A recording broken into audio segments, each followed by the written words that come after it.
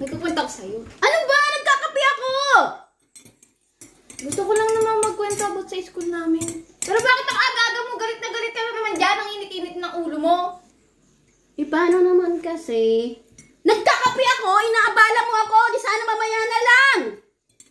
Ang akin lang naman, gusto ko lang naman magkwento about sa nangyari sa akin sa school. Gusto ko malaman mo. Pero ang init-init lagi ng ulo mo pag kakausapin ka, pag lalapitan kang ganyan. Pero tatanong-tanungin mo ko pag ano. Ano ba yung sasabihin mo? Bakit di mo muna ako hintayin magkape? Matapos magkape! Bago ka magsalita!